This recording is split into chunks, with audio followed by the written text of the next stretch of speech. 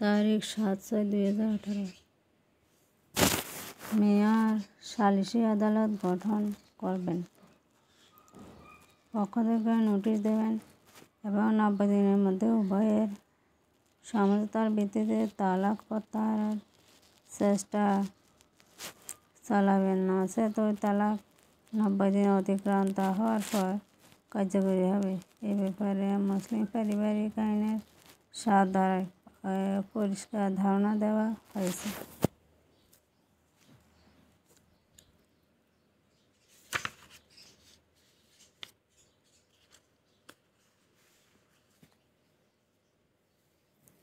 উক্ত আইনে চেয়ারম্যানকে তালাক সংক্রান্ত নোটিশ দেওয়া বাধ্যতামূলক। যদি স্বামী স্ত্রীকে ওই নোটিশের অনুলিপি না দেন, তবে তিনি ৭(২) নং ধারার অধীনে দায়ী হবেন।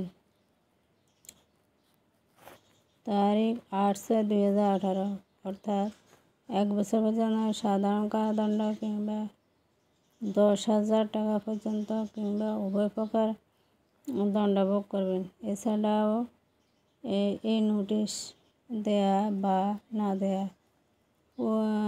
দ্বারা তালাকের বৈধতা কিংবা উভয় তালাক কার্যকরী হওয়ার তারিখের উপর কোনো ফলাফল থাকবে না।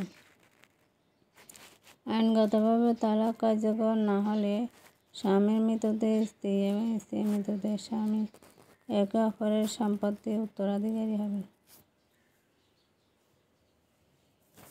হায়, আমার শুধু একবার বলতে ইচ্ছে করে, যারা তালাক দেয়, যারা তালাক কার্যকর করে, যারা নারীর প্রতি তালাকের নিষ্পত্তি করে, তারা কি একবারও তালাক হওয়ার পরে এর করুণ পরিণতি, এর বাস্তবতার ভয়াবহতা কি একবারও উপলব্ধি করেন? তারিখ ১০/৬/২০১৮। বাংলাদেশের প্রেক্ষাপটে কোনো জায়গায় বিবাহ সম্পন্ন হওয়ার সময় রেজিস্ট্রেশন হয় না। রেজিস্ট্রেশন হচ্ছে বিবাহের দলিল। বর ও কনের মধ্যে বিবাহ সম্পন্ন হওয়ার সময় যদি রেজিস্ট্রেশন না হয়, তাহলে যে কোনো সময় বিবাহ ভেঙে যেতে পারে। বিবাহ বিচ্ছেদ হয়ে গেলে স্বামী স্ত্রীর মধ্যে ওই স্বামী তার স্ত্রীর কোনো কিছু আর বহন করে না। দেনমোহর পরিশোধের কোনো দায় নেই। বাংলাদেশের প্রেক্ষাপটে নিম্ন শ্রেণীর মানুষদের মধ্যে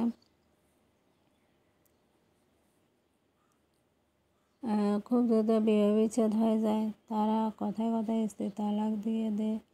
যেমন কোনো একজন রিক্সা চালক, তার আর্থিক অবস্থা ভালোই বা খারাপ যেটাই থাক না কেন, সে বিবাহ করার সময় দেনমোহর ২০,০০০ কিংবা ৩০,০০০, তার উপর আবার বিবাহ রেজিস্ট্রেশন করে না।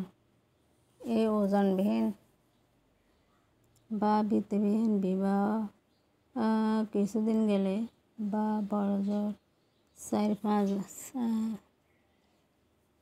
পার হলে বা অন্য কোনো সাধারণ কারণ দেখিয়ে সে যদি স্ত্রীর সাথে সম্পর্ক ছিন্ন করে অন্যত্র চলে যায়, তাহলে আর ওই স্ত্রী কোনো কিছু করা থাকে না, চোখের পানিতে বুক ভাসানো ব্যতীত।